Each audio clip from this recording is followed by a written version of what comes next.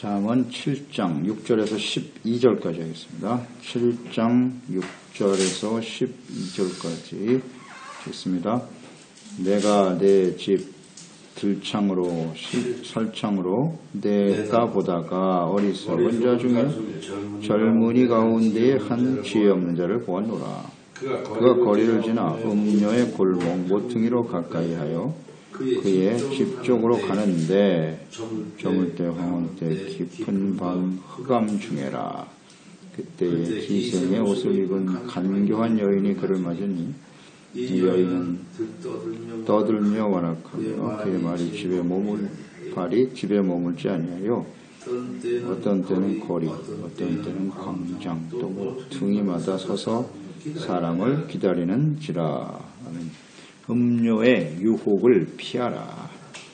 세상의 지혜와 지식을 따라 살아가게 하는 유혹, 즉 세속화의 유혹을 악한 여인 혹은 이방 여인의 유혹을 받아 음행하는 것으로 비유하여 교훈을 하고 있습니다. 그래서 이 유혹을 이기려면 계명의 말씀을 잘 지키라고 했고 간직하라 그랬습니다. 가치 있고 소중하게 여기라는 거죠.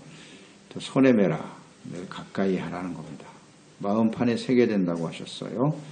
그러니까 항상 말씀을 묵상하고 또 기도하고 성령의 도우심을 구해야 되는 것이죠. 그렇지 않으면 거의 다 미혹된다고 봐야죠. 그래서 이 음행의 실례를 들어서 교훈하고 있습니다. 6절 7절에 어리석은 젊은이가 있었다. 한 지혜 없는 자를 지켜보았다는 거예요. 창문을 통해서 지켜본 음녀의 유혹을 받는 청년. 이 청년은 청년이었기 때문에 유혹을 받았을까? 이런 생각도 해봐요. 어리석고 젊은 청년이기 때문에 유혹을 받았나? 그렇지 않아요. 하나님의 아들 예수님도 공생애를 시작하시기 전에 사역을 시작하실 때 사탄의 유혹을 받으셨다는 것을 생각해야 합니다. 그러니까 이러한 유혹은 누구에게나 인생을 마감하는 날까지 계속된다는 사실임을 명심해야 합니다. 사탄은 호시탐탐 기회를 노리고 있어요. 끊임없이 유혹하여 영혼과 몸과 삶을 파괴시키기 위해서 최선을 다하고 있습니다. 우는 사자같이 덤벼들고 있다는 사실을 잊지 말아야 돼요. 그래서 이 청년이 어리석은 자다 그랬고 지혜 없는 자다 이렇게 표현하고 있는 거예요. 나이가 젊기 때문에 지혜가 없고 어리석은 것만은 아니죠. 높은 지식을 가진 사람도 있고 권세를 가진 사람도 있고 인생을 오래 산 연륜이 있는 사람도 있어요. 또 우리 그리스도인들 중에는 신앙의 연륜이 있고 직분이 높고 성경적인 지식이 있어도요. 이 음료의 유혹에 빠지면 그 사람이 어리석은 자요 지혜가 없는 자인 것입니다. 이것을 잘 우리는 묵상을 해야 돼요. 예외가 없이 여기에 다 걸려 넘어지잖아요. 그래서 나는 어리석고 지혜 없는 청년이 아니기 때문에 신앙생활이 오래됐고 나이가 들었으니까 예외 없습니다. 이 유혹에 걸리면 세속화의 유혹에 걸려버리면 다 어리석은 자고 지혜가 없는 자예요. 지혜 없는 자, 어리석은 자가 누구냐? 잘 알죠? 하나님의 모래 위에 집을 지은 자라고 그랬잖아요. 마태복음 7장에 이 말씀을 듣고 지켜 행하지 않으면 행함이 없는 믿음을 가지고 있다면 그 다 지혜가 없는 자예요. 과거가 아니라 지금 현재 인생 마감한 그날까지 이 지혜를 지켜가는 게 얼마나 중요한지 말이에요. 한순간에 걸려 넘어지니까요. 이 유혹에 넘어가면 다 어리석은 자인 것입니다. 그래서 이 지혜를 항상 지키고 마음판에 새기는 일을 계속해야 됩니다. 계속해야. 이것을 말씀을 통해서 묵상하게 되고요. 또 이어서 음료의 유혹을 받게 되는 상황, 이것을 아주 잘 묘사하고 있네요. 그 상황이 어떤 상황이었느냐? 9절에 보니까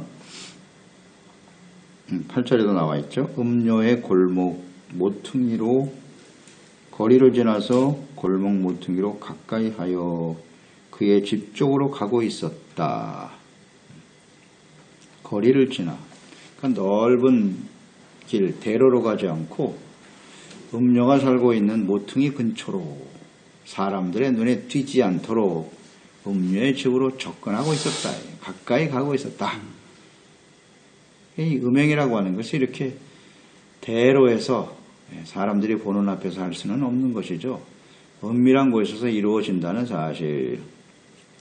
다른 사람의 눈을 피해서 조심하면서 접근하는 그런 모습을 볼 수 있네요. 이것이 참 안타까운 거죠. 지금 지혜자가 들창과 살창으로 이 장면을 보고 있다는 거 아니에요. 근데 자기는 아무도 보지 못하고 있다고 생각하겠지. 그렇습니다. 그래서 우리는 하나님의 눈을 의식하지 못하고 있음을 알지 못하기 때문에 이 젊은이는 어리석고 지혜가 없는 자인 것입니다. 지혜가 없는 자는 하나님의 눈을 의식하지 못하는 거예요. 사람들의 눈만 피하면 몰래 은밀한 가운데 죄를 지어도 괜찮다고 생각하는 이게 어리석은 거죠. 하나님이 다 보고 계신데. 지혜의 사람이었던 다윗의 그 시편에 보면 시편 7편 9절에 악인의 악을 끊고 의인을 세우소서. 의로우신 하나님이 사람의 마음과 양심을 감찰하시나이다. 이 시편에 감찰이라는 단어가 많이 나와요. 그러니까 다윗이 하나님의 마음에 합한 자로 인정을 받을 수 있었던 것은 이렇게 감찰하시는 하나님을 알고 있었기 때문이에요. 그런 다윗도 은밀한 중에 죄를 짓고 말았습니다마는 그 하나님을 알기 때문에 즉시 회개하고 돌이킬 수 있었던 거죠. 이것이 매우 중요한 생각이에요. 하나님이 다 보고 계신다. 감찰하시는 하나님을 알아야 한다. 이걸 인식하지 못하니까 이런 어이없이 음녀의 길로 끌려가고 있잖아요. 하나님이 보고 계신데. 또 다윗이 그 아들 솔로몬에게 유언을 남기는 장면이잖아요. 역대상 28장 9절. 내 아들 솔로몬아, 너는 내 아버지의 하나님을 알고 온전한 마음과 깊은 뜻으로 섬길지어다. 여호와께서는 모든 마음을 감찰하사. 이걸 유언으로 남겼어요. 자기가 일생을 살아보면서 깨달은 바죠. 하나님은 모든 마음을 감찰하신다. 또 모든 의도를 아신다. 의도까지도 기록했어요. 내가 만일 그를 찾으면 만날 것이요 만일 내가 그를 버리면 그가 너를 영원히 버리리라.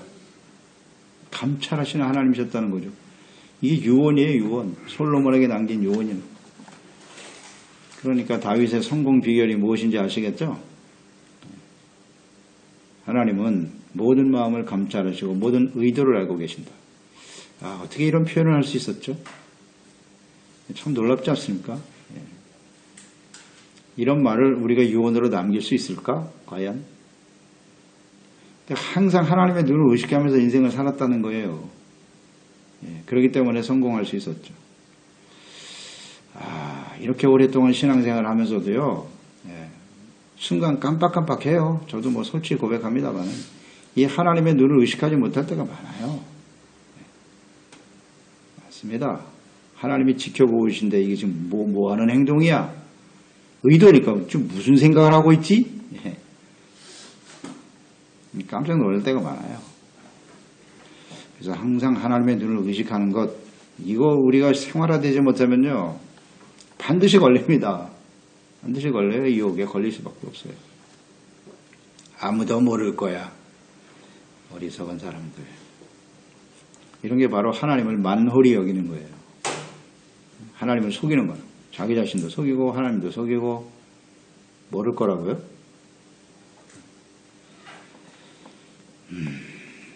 그 은밀한 중에 행한 일들이 나중에 하나님 앞에서요, 혹은 이 땅에 사는 동안에도 만천하에 드러나요. 드러나게 하세요, 하나님께서. 그런 일들을 우리는 매일 경험하고 있지 않습니까? 그러면서도 나는 상관없어. 나의 일은 숨겨질 수 있을 거야. 그러니까 이 지상에서 뉴스거리가 돼서 그렇게 드러나는 게 오히려 그 사람한테는 유익이에요. 우리가 그 사람들한테 뭐 돌을 던지고 어떻게 그럴 수가 있어. 그렇게 말할 줄 모르나 그런 사람들은 차라리 그게 은혜예요. 돌이키고 회개할 수 있는 기회가 주어지는 거니까. 그런 뉴스거리가 되지 않았으면 어떻게 했을까요? 계속 은밀한 중에 그 죄를 계속 짓겠죠. 그러면 죽는 겁니다. 그게 드러나지 않은 상태에서 그래서 그들이 유명인이고 좀 뉴스거리가 될 만한 사람들이니까 그렇게 드러나는 것이겠으나 대다수의 사람들은 그 죄가 묻힌단 말이에요. 숨겨져 있다고. 그러다가 인생 마감하면 어떻게 될까요? 돌이킬 수 없는 일이 벌어지겠죠. 절대 우리 하나님의 눈을 인식하고 살아야 돼요. 마음을 감찰하시고 모든 의도를 하시는 하나님이시다. 아멘. 또 음녀가 사는 집으로 가까이 갔다 그랬잖아요. 가까이 갔다. 그러니까 세상 유혹이 있고 범죄할 가능성이 있는 길과 상황을 가까이 해서는 안 돼요. 왜 거길 가까이 갑니까? 선악을 알게 하는 나무의 열매를 따먹지 말라 그러면 멀리 해야지. 자꾸 가서 쳐다보고 있는 거예요. 쳐다보니까 걸리죠. 이제 관심이 있겠죠. 처음에 그냥 보기만 하고 지나가야지. 그리고 자꾸 가까이 간다고. 궁금해. 뭐가 궁금합니까? 그러니까 세상 유혹. 이런 게 유혹, 가까이 하게 하는 게 유혹이에요. 가까이 하지 말아야 되는데. 피해야 돼요. 이런 상황은 가까이 할 게 아니라 절대 피해야 됩니다. 멀리 돌아서 가야 되는 거라 좀 시간이 걸리고 귀찮아도 그 길은 멀리 돌아가야 될 길이지 가까이 갈 길은 절대 아니라는 거 잊지 말아야 돼요. 고린도전서 10장에 보면 그런 말씀 있죠. 광야에서 하나님의 백성들이 다 멸망을 당했는데 그것을 우리의 이 시대에 거울로 삼아야 된다고 가르치고 있죠. 고린도전서 10장 4절을 보면 다 같은 신령한 음료를 마셨고 이는 그들을 따르는 신령한 반석으로부터 마셨는데 그 반석은 곧 그리스도시다. 그러나 그들의 다수를 하나님이 기뻐하지 아니하셨으므로 그들이 광야에서 멸망을 받았다. 그들 중에 어떤 사람들이 음행하다가 하루에 2만 3천 명이 죽었고 우리는 그들과 같이 음행하지 말자. 그들에게 일어난 이런 일은 본보기가 되고 본보기. 또한 말세를 만난 우리를 깨우치기 위하여 기록되었느니라. 14절 그런즉 내 사랑하는 자들아 우상 숭배하는 일을 피하라. 피해야 됩니다.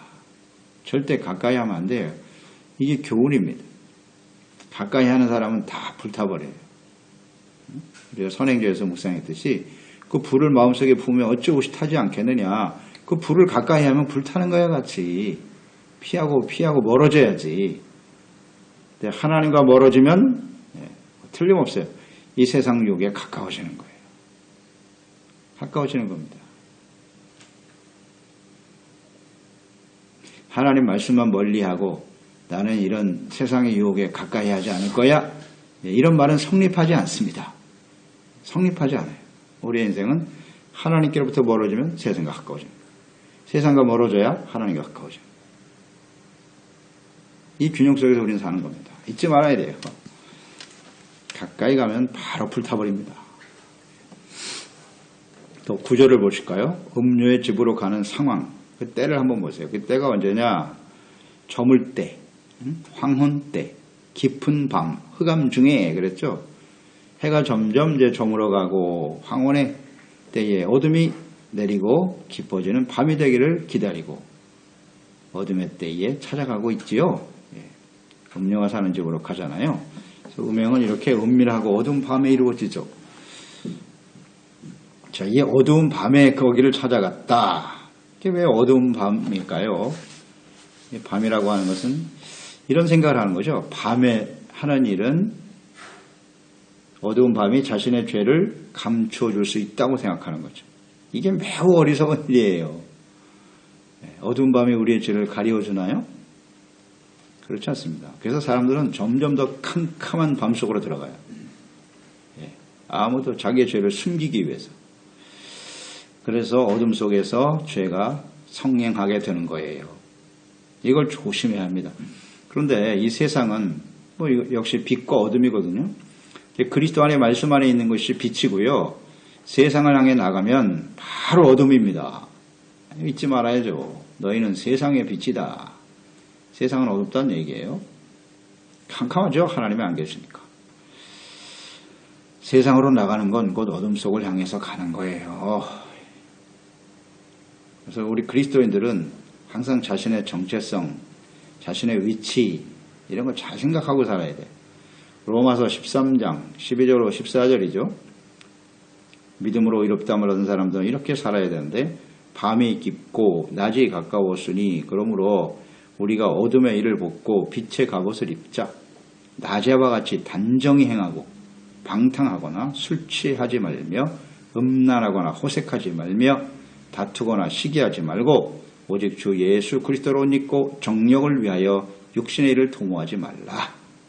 낮에와 같이 단정히 행하라는 겁니다. 하나님 앞에 사는 사람, 하나님은 언제나 의의 태양이시니까 의의 해가 되시고, 그러니까 하나님 앞에 있으면 언제나 맑고 밝고 하나죠. 그런데 하나님과 등 돌리는 순간 어둠이다. 잘 생각해야죠. 그러니까 낮에와 같이 행해야 돼. 늘 하나님 앞에서 행하는 게 낮에와 같이. 하나님 앞에 사는 사람들이 음란, 호색, 술 취하고 방탕 이런 사람을 살 수는 없잖아요. 이런 모습이 육체의 모습들이 지금 나의 심령 속에 삶 속에 나타나고 있다면 나는 지금 밤이구나. 그런 사람들이 술 취하고 방탕하는 사람들이 음행에 걸리지 않을까요? 100% 걸리죠. 100% 걸립니다. 이미 어둠에 발을 들여놓고 나는 괜찮을 거야? 이 참으로 어리석고, 그러니까 이 어리석고 미련한 거예요. 지혜가 없는 사람입니다. 세속화의 길을 가고 있으면서도 나는 의롭고 바르게 살 수 있다고요? 이게 어리석은 자예요. 어리석은 자. 다 어둠 속에서 감춰줄 것이라 생각하고 살아간단 말이에요. 또 10절 12절에 음료들의 특성을 보세요. 특성이 나와 있죠. 유혹하는 음료들은 기생의 옷을 입었다. 간교한 여인이 그를 맞이한다. 그를 향해서 가니까 기생의 옷이라는 것은 아주 현란하죠. 화려하고 뭐 요즘 말로 말하면 섹시하고 말이죠. 그러니까 이런 게 좋은 말이 아니거든요. 그래서 사람들을 유혹하는 게 이게 다 보기에 좋거든요. 정욕을 충동시키는 이런 옷을 입고 있다. 당연하겠죠. 그리고 아주 간교하다. 이 간교하다고 하는 것은 숨은 마음을 가지고 사람들을 대하는 거예요. 그 간교의 실체가 그 후반절에 계속 나올 거예요. 어떤 모습으로 간교하는가. 그러니까 사람들을 미혹해서 죽이려고 하는 생각을 가지고 있으면서도 겉으로는 아무것도 아닌 것처럼 이것은 우리의 순수한 사랑이야. 거기 속으로는 정욕과 음행이 가득하면서도 입으로는 사랑이라고 말하는 거예요. 이런 일들이 많잖아요. 나는 당신을 사랑해요. 이렇게 말하고 사람들을 미혹하는 거예요. 이런 게 간교예요. 간교. 다 속이잖아요. 그래서 남이 하면 불륜이고 자신이 하면 로맨스라는 거 아니에요. 이런 게 다 간교한 거예요. 간교. 이렇게 속인다. 또 이 여자들은 완악하고 떠들고 완악하다. 말이 많아. 말로 사람들을 또 이렇게 미혹하는 거죠. 시끄럽게 떠들고 말이 많고 완악하여 그랬어요. 완악하다고 하는 것은 뭐 고집이 세다라는 것도 있지만 그러니까 자신의 그 잘못에 대해서 이게 죄라는 사실을 전혀 인식하지 못하고 있는 거죠. 완악하다는 것은요. 그러니까 전혀 양심의 가책을 받지 않는 그런 의미일 거고, 또 하나는 예의가 없어요. 예의 같은 거 필요 없어요. 무조건 유혹하기만 하면 되니까 이런 상태를 가지고 있고, 그러니까 여기에 다 걸려 넘어가는 거예요. 아주 떳떳하고 정정당당하게 덤빈단 말이에요. 그리고 그의 발이 집에 머물지 아니하여, 집에 머물지 않는다는 거죠. 그러니까 집안에 가만히 이렇게 정숙하게 앉아있는 스타일이 아니야. 뭔가 복잡하고요. 정리가 안 돼 있고 질서가 없다는 얘기겠죠. 그 다음 어떤 때는 광장에도 모퉁이에도 거리에도 있다. 아주 뻔뻔하죠. 대로에서도 광장에서도 사람들을 미혹하고 그것이 전혀 죄의식이 없는 거예요. 죄의식이 없는 거예요. 양심이 없어. 그러니까 완악하죠. 아주 대놓고 그냥 들이대는 거예요. 사람들을 멸망시키기 위해서 자신의 이익 때문이죠. 이익과 유익을 위해선 서슴지 않고 악을 행하는 사람들이에요. 이게 모퉁이에서만 하는 건 아니라는 거예요. 그래서 항상 조심해야죠. 항상 조심해야 됩니다. 그래서 이 말씀은 이 세속화의 유혹이라는 것은요, 은밀한 가운데서도 진행이 되기도 하지만 우리의 삶의 도처에서 모든 상황 속에서 모든 사람들을 통해서 끊임없이 우리에게 영향을 주고 있다는 사실이죠. 또 젊을 때만이 아니라 모든 시대에 어떤 상황에서든지 그 사람이 얼마나 대단한 지식을 갖고 있고 권세가 있고 상관없어요. 다 걸립니다. 다 걸려요. 이런 상황들을 좀 잘 묵상하면서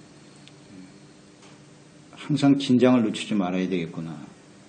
그래서 이런 상황들은 피해야지 그런 자리에 함께하고 그들과 교제하면서 의를 지키기는 어려워요. 이런 것을 우리 잘 생각해야 합니다. 이걸 지키는 것이 대단히 중요하다. 우리의 믿음과 지혜를 지키고 간직하고 대부분 지키지 못하기 때문에 세속화되는 거거든요. 지켜야 될 가치, 우리가 하나님의 말씀과 또 하나님을 경외하고 섬기는 삶에 대한 가치인식이 대단히 중요하거든요. 내가 이걸 놓치면 난 죽는다. 이건 생과 사의 문제다. 그 중요성, 심각성 이런 것들을 좀 생각해야 하거든요. 그런데 우리는 한순간에 이게 무장해제가 돼버려요. 이 유혹에 걸리면 말이죠. 아무도 모를 것 같아. 한 번만, 딱 한 번만. 이게 문제죠.